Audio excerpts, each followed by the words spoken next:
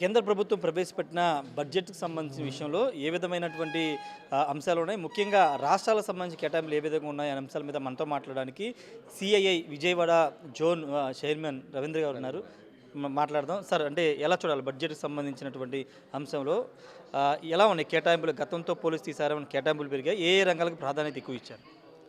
Sir, మెయిన్‌గా most attracting direct taxes దీంట్లో మన మిడిల్ క్లాస్ వాళ్ళందరూ కూడా మేడం నిర్మలా సీతారామన్ గారు షీ హాస్ డన్ ఏ ఏంటంటే drastic change because it was the limit was income tax limit was exemption limit was raised from 7 lakhs to 12 lakhs. It was never before. So this is very useful. Directly 12 lakhs when it is extended. తెలుగులో మాట్లాడతారు. Okay, 12 lakhsకి ఇవ్వడం వలన 80,000 exemption 80,000 మనకు benefit డైరెక్ట్గా వస్తుందండి. 12 lakhs దాటిన వాళ్ళందరికీ కూడా డిపెండింగ్ ఆన్ ఇది అప్ టు 25 lakhs ఉన్న వాళ్ళకి 1,10,000 వరకు బెనిఫిట్ వస్తుంది. ఈ బెనిఫిట్ వీళ్ళకి యూస్ఫుల్, ఎందుకంటే all the prices are going up and it is very useful. Next ఈ ఇన్కమ్ ట్యాక్స్ లిమిట్ పెంచడం వలన న్యూ కమర్స్ విల్ అంటారు. Millions of people will come in to income tax, అంటే more money will come in to white circulation. దీనివల్ల country development చాలా స్పీడ్గా జరుగుతుందండి. అదొకటి. Next point is for our retired people, these bank deposits up to 50,000 దాటితే ఇంతకుముందు 10% TDS వచ్చేది పడేది. ఇప్పుడు now it is increase from 50,000 to 1 lakh. అలాగే అవర్ రెంటల్ ఇన్కమ్ 2 lakhs దాటితే మనకి టీడీఎస్ చేసేవాళ్ళు, ఇప్పుడు అది increase to 6 lakhs. So direct ట్యాక్సేషన్లో చాలామందికి, నేను కూడా చాలా పర్సన్స్కి, చాలా మిలియన్స్ ఆఫ్ పీపుల్ బెనిఫిట్ అవుతారు. ఇది ఇండైరెక్ట్గా కంట్రీ డెవలప్మెంట్ కూడా ఉపయోగపడుతుంది. నెక్స్ట్ అవర్ స్టేట్ వరకు వచ్చేసరికి ఆక్వా, మనకి బాగా కోస్టల్ బెల్ట్ ఉంది. ఆక్వా డెవలప్మెంట్కి చాలా ఎంకరేజ్మెంట్ ఇస్తున్నారు వాళ్ళు. ఎలా అంటే మనకి ఎక్స్పోర్ట్ ఫిష్, ష్రింప్ ఇవన్నీ ఎక్స్పోర్ట్ చేయడానికి ఎక్స్పోర్ట్ డ్యూటీ చాలా తగ్గించారండి ఇప్పుడు. అలాగే మెషినరీ ఇంపోర్ట్ కూడా, ఇవన్నీ కూడా ట్యాక్సెస్ ఉంటాయి కదండి, ఇంపోర్ట్ డ్యూటీస్, అవి కూడా చాలా బెనిఫిట్స్ ఇచ్చారు. దీనివల్ల మన స్టేట్ వరకు అక్వాకల్చర్ చాలా బాగా డెవలప్ అయ్యి ఫ్లరిష్ అవుతుందండి. ఇంకొకటి ఏంటంటే మన స్టేట్స్కి సెంట్రల్ గవర్నమెంట్ ఒక 1 lakh crores ఇన్ఫ్రాస్ట్రక్చర్ డెవలప్మెంట్కి ఇచ్చిందండి. మన అందరి స్టేట్స్ అండి, నాట్ ఓన్లీ ఫర్ అన్ని రాష్ట్రాలు కలిపి. మనకి ఎఫిషియెంట్ సీఎం గారు ఉన్నారు, చంద్రబాబు గారు. He will make most use of it and మన స్టేట్ దాన్ని బాగా యూజ్ చేసుకుంటుందని వీఆర్ ఎక్స్పెక్టింగ్ అండి.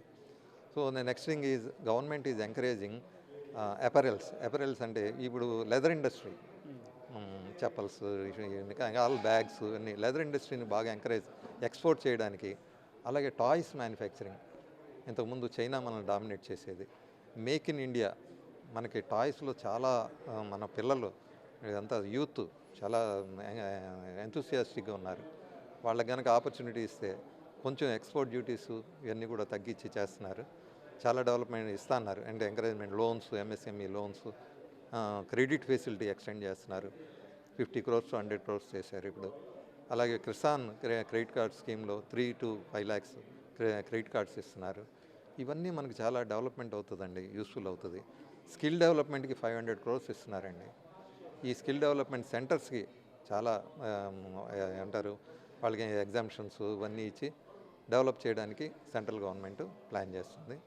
దీనివల్ల మన స్కిల్స్ పిల్లల దగ్గర బాగా డెవలప్ అయ్యి ఫ్యూచర్లో మన కంట్రీకి బాగా ఉపయోగపడతారండి. సో ఓవరాల్గా ఎంకరేజ్మెంట్ చాలా బాగుందండి ఈ బడ్జెట్.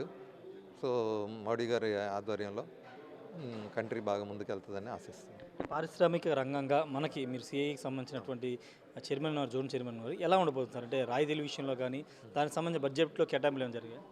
బడ్జెట్లో కేటాయింపులు అంటే మా ఎంఎస్ఎంఈకి మెయిన్గా సార్ క్రెడిట్ గ్యారంటీ స్కీమ్ అనేది ఉందండి. ఆ క్రెడిట్ గ్యారంటీ స్కీమ్ వలన మైక్రో, ఎంఎస్ఎంఈ వీళ్ళందరికీ కూడా ఇంకా దానిలో లిమిట్స్ పెంచారు, ఎగ్జామ్షన్స్ ఇస్తున్నారు. వీటి వల్ల మాకు చాలా బెనిఫిట్ వస్తుందండి. తర్వాత ఈ న్యూ ఎంట్రన్స్కి ఎంఎస్ఎంఈ లోన్స్ ఎలాగో 10 to 20 lakhs చేశారు, కొలాటరల్ ఫ్రీ, అది కూడా ఉపయోగపడుతుంది. దెన్ వన్ మోర్ థింగ్, మనకి ఈ రెండు ఇది చేస్తూ ఎంఎస్ఎంఈ దీనికి మనకి స్టార్టప్స్ కండి, ఈ స్టార్టప్స్కి మళ్ళీ స్టార్టప్ అంటే ఇదివరకు జస్ట్ 5 years వరకే ఉండేది, ఇప్పుడు దాన్ని అడిషనల్ 5 years చేశారు. సో రిజిస్టర్ అయిన దగ్గర నుంచి మనకి 10 yearsలోగా స్టార్టప్ కింద కన్సిడర్ చేసి స్టార్టప్కి ఉన్న బెనిఫిట్స్ అన్నీ అవైల్ చేస్తున్నారు. అంటే సార్ జనరల్గా బడ్జెట్ ప్రవేశపెట్టినప్పుడు క్లాసెస్గా డివైడ్ చేస్తాము. అప్పర్ క్లాస్కి ఎలా ఉంది, మిడిల్ క్లాస్కి ఎలా ఉంది, లోవర్ క్లాస్ అంటే సామాన్యుడికి ఎలా ఉంది, అంటే ఈ ఓవరాల్ బడ్జెట్ ఒక ఇండియాలో ఉన్నటువంటి సామాన్యుడికి మేలు జరిగేలా ఉందనుకోవాలా? అవునండి. ఇది సామాన్యుడికే బెనిఫిట్ బడ్జెట్ అండి ఇది. ఎందుకంటే అప్పర్ క్లాస్ వాళ్ళని వాళ్ళు టచ్ చేయలే. సామాన్యుడి డెవలప్మెంట్ కోసం అంటే ఈవెన్ ఉమెన్ ఎంటర్‌ప్రెన్యూర్స్‌కి, ఎస్సీ, ఎస్టీ లేడీస్‌కి వీళ్ళందరికీ కూడా కొత్తగా వాళ్ళు స్మాల్ ఇండస్ట్రీస్ పెట్టుకోవడానికి, చిన్న ఇది చేయడానికి చాలా స్కీమ్స్ ఇప్పుడు పెట్టారండి. వాళ్ళకి స్కిల్ డెవలప్మెంట్ అంటే వాళ్ళు కొత్తగా పెట్టుకోవడానికి వాళ్ళకి స్కిల్స్ ఇవ్వాలి కదండీ! దానికి ఫ్రీగా ట్రైనింగ్ ఇవ్వడం, డెవలప్ చేయడం ఇవన్నీ కూడా చాలా ఎంకరేజింగ్‌గా ఉన్నాయి. పర్టిక్యులర్ రూరల్ అండి. రూరల్ డెవలప్మెంట్‌కే మెయిన్ ప్రాధాన్యత ఇచ్చారు. సో అగ్రికల్చర్ కానీ, పల్సెస్ కానీ ఇవన్నీ కూడా అన్నీ వరుసగా ఇచ్చారండి వాళ్ళు. So it is very encouraging. అంటే రాష్ట్రాలకి కేంద్రం ఇచ్చే పథకాలకు సంబంధించి కానీ, వెల్ఫేర్కి సంబంధించినటువంటి నిధుల విషయంలో ఏమన్నా సంఖ్య పెరిగిందా సార్ గతంలో? బాగా పెరిగిందండి. అన్ని లిమిట్స్ అన్నీ పెంచారు. కొత్తగా ఉమెన్ ఎంటర్‌ప్రెన్యూర్స్ వీళ్ళందరికీ కూడా అడిషనల్ ఫెసిలిటీస్ ఇస్తున్నారు ఇప్పుడు. Encouraging women. అది బట్ రూరల్ ఉమెన్. అంటే వాళ్ళ మెయిన్ ఎయిమ్ చెప్పారు కదా మేడం ఏమన్నారు, అర్బనైజేషన్ తగ్గించాలి. ఓకే. సో రూరల్స్లో ఈ ఇండస్ట్రీస్ ఇవన్నీ డెవలప్ అయినాయి అనుకోండి, న్యాచురల్గా నాకు తెలిసి మనం అందరం కూడా ఒకప్పుడు విలేజెస్ నుంచి మా ఫోర్ ఫాదర్స్ వచ్చేసాం.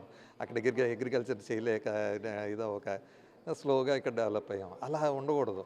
అది మేడం అదే చెప్తున్నారు. అక్కడ రూరల్ వాటిలోనే డెవలప్మెంటు, ఇన్కమ్, గ్రోత్ ఉందనుకోండి, కాన్సన్ట్రేషన్ ఆఫ్ అర్బనైజేషన్ తగ్గిపోతుంది. ఎక్కడికక్కడ డెవలప్మెంట్ ఉంటుంది. మెయిన్గా గవర్నమెంట్ ఏం అదండి, అది చాలా మంచి పాయింట్. ఎందుకంటే మనలాంటి కంట్రీకి రూరలే ఎక్కువ కదండి. So I feel it is a good initiative. Thank you. Sir చాలా మంచి ఇనిషియేటివ్ అని చెప్తూ ఉన్నారు. సామాన్యుడికి అంటే ప్రాధాన్యత కల్పిస్తూ కేంద్రం బడ్జెట్ ప్రవేశపెట్టిందని చెప్తున్నారు. అటు పరిశ్రమల పరంగా, లేకపోతే ప్రభుత్వ పథకాలకు సంబంధించి, లేకపోతే అర్బనైజేషన్ తగ్గించడం, ఇవాళ అన్ని కోణాలని దృష్టిలో పెట్టుకుని ఈసారి బడ్జెట్ కేటాయింపులు చేశారు. ఇది అందరికీ కూడా ఉపయోగకరం ఉంటుంది. ముఖ్యంగా పరిశ్రమలు సంబంధించి వాటితో పాటు ఉద్యోగులకు సంబంధించి ట్యాక్స్ ఎగ్జంప్షన్ అనేది 12 లక్షల వరకు పెంచడం అనేది కూడా ఒక మంచి సుపరిణామని చెప్తున్న పరిస్థితి. కెమెరా పర్సన్ విజయ్తో రాజేష్, విజయవాడ. కేంద్ర బడ్జెట్ పైన మనతో మాట్లాడాలని ఎఫ్ఎట్రానిక్స్ చైర్మన్ దాసరి రామకృష్ణ గారు ఉన్నారు, మాట్లాడదాం. సార్, అంటే బడ్జెట్లో అన్ని రంగాలకు ప్రాధాన్యత కల్పించారు. ముఖ్యంగా ఇటు టెక్నాలజీకి సంబంధించిన విషయంలో కానీ, పరిశ్రమలకు సంబంధించిన విషయంలో ఎలాంటి కేర్ తీసుకున్నారు, ఎలాంటి బెనిఫిట్స్? అంటే ఓన్లీ కొన్ని స్టార్టప్స్ మీద కొంత కేర్ ఉందండి. అట్లా కొన్ని స్కిల్ డెవలప్మెంట్ సెంటర్స్ కొన్నింటిని స్టార్ట్ చేస్తూ ఉన్నారు.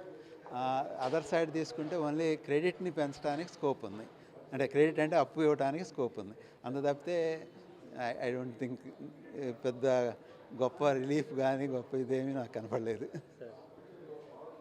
అంటే మీరు ఆల్రెడీ ఒక కంపెనీకి ఎండీ చైర్మన్గా ఉన్నారు.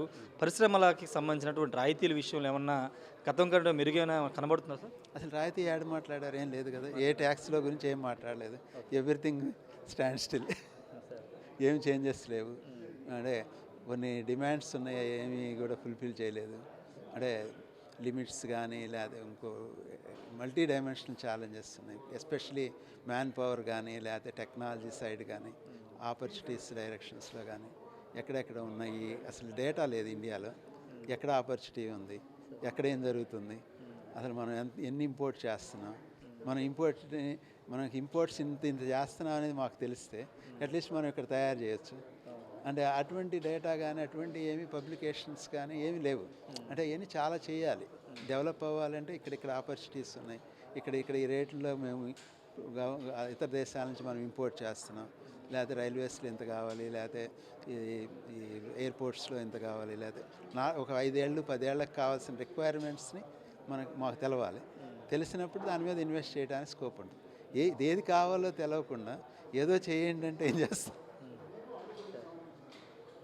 అది బేసిక్ ఛాలెంజ్. సార్, అంటే ఆంధ్రప్రదేశ్ రాష్ట్రానికి సంబంధించి కుటుంబ ప్రభుత్వం వచ్చిన తర్వాత ఎక్కువగా ఇండస్ట్రీస్ మీద, లేకపోతే పెట్టుబడుల మీద ఎక్కువ ఫోకస్ పెడుతుంది. ఆ అంశంలో ఏమన్నా బడ్జెట్లో రాష్ట్రానికి ఏమైనా మేలు జరిగే అంశాలు ఉన్నాయి? అంటే ఓకే, దాంట్లో వాళ్ళు ఏమీ మాట్లాడలేదు. ఈరోజు బడ్జెట్లో ఆంధ్రప్రదేశ్ స్పెసిఫిక్గా ఏం మాట్లాడలేదు. అంటే దాంట్లో ఇప్పుడు ఎన్ని రకాల స్కీమ్స్ ఏవైతే మాట్లాడుతున్నారో ఆ స్కీమ్స్ అన్నీ మన ఆంధ్రప్రదేశ్ గవర్నమెంట్ ఏ స్కీమ్స్కి ఏ రకంగా మన రాష్ట్రానికి డబ్బులు తీసుకోవచ్చు, ఏ సెంటర్స్ని ఇక్కడ స్టార్ట్ చేయొచ్చు, ఆ రకంగా కొద్ది జాగ్రత్తగా వర్కౌట్ చేస్తే ఆంధ్రప్రదేశ్ బెనిఫిట్ అవుతుంది. అంటే ఆంధ్రప్రదేశ్ కూడా చాలా ఎదురు చూస్తుంది, చాలా బెనిఫిట్స్ ఇస్తుంది కేంద్రం. ఎన్డీఏలో కూటమిలో భాగస్వామ్యంగా ఉన్నామని చాలా ఎదురు చూశారు. ఏమన్నా ఫలించినట్టేనా సార్ ఏమన్నా? అంటే అది అంటే లేదు అని నేను అన్నాను. ఎందుకంటే ఆల్రెడీ చాలా అనౌన్స్మెంట్స్ చేశారు. ఇప్పుడు అమరావతికి ఇస్తామని చెప్పారు, పోలవరంకి ఇస్తామని చెప్పారు, స్టీల్ ప్లాంట్కి ఆల్రెడీ ఇచ్చేశారు, కొన్ని హైవేలకి ఒప్పుకున్నారు, అవుటర్ రింగ్ రోడ్లని, లేకపోతే ఆ రోడ్డు అని ఈ రోడ్లని, చాలా ఇష్యూస్ని ఆల్రెడీ అగ్రి అయ్యారు. కాబట్టి రేపు ఆ బడ్జెట్ ఫైనల్ ప్రింట్లో ఎంత కేటాయించారనేది చూసుకున్నప్పుడు మనకి బెనిఫిట్ ఎంత వచ్చిందో అప్పుడు తెలుస్తుంది. అంటే ఈరోజు జస్ట్ అనౌన్స్మెంట్ ఉండదు కదా, ఎవరెవరికి ఎంత కేటాయించారు, ఏ ప్రాజెక్ట్, అవన్నీ మేబీ 1 or 2 డేస్లో ఎవరెవరికి ఎంత కేటాయించారో బయటకు వస్తాయి. అప్పుడు మనం డిస్కస్ చేస్తే ఆంధ్రాకి ఎంత బెనిఫిట్ అయింది లేదనేది తెలుస్తుంది. Thank you sir. ఖచ్చితంగా అంటే ఇండస్ట్రీస్ పరంగా అవన్నీ కూడా కొంత సానుకూలంగా చెప్తున్నారు. కొన్ని అంశాలు కొంత అంటే రాష్ట్రానికి సంబంధించిగా లేకపోతే కొంత అంత ఆశాజనకంగా లేవని చెప్తున్నారు. ఏదేమన్నా కొంత మిక్స్డ్ రెస్పాన్స్ అయితే బడ్జెట్ మీద వస్తుంది. కొన్ని పరిశ్రమలకు సంబంధించిగా లేకపోతే కేంద్రం ఇచ్చే పథకాలకు సంబంధించినటువంటి అవి లిమిట్స్ అవన్నీ పెంచడం, లేకపోతే వ్యక్తిగత ట్యాక్స్ ఎగ్జామ్షన్ ఇవ్వడం అన్నీ కొన్ని బాగానే ఉన్నాయి. కానీ మిగతా అంశాలు కొంత అంతగా సామాన్యుడికి లాభం చేకూర్చేలా లేవని చెప్తున్న పరిస్థితి ఉంది. కెమెరా పర్సన్ విజయ్తో రాజేష్ ఆర్టీ విజయవాడ నుండి. మరిన్ని వీడియోస్ కోసం ఛానల్ ని సబ్స్క్రైబ్ చేయండి. లేటెస్ట్ అప్డేట్స్ కోసం వాట్సాప్ ఛానల్ ని ఫాలో అవ్వండి. అండ్ లింక్ డిస్క్రిప్షన్ లో ఉంది.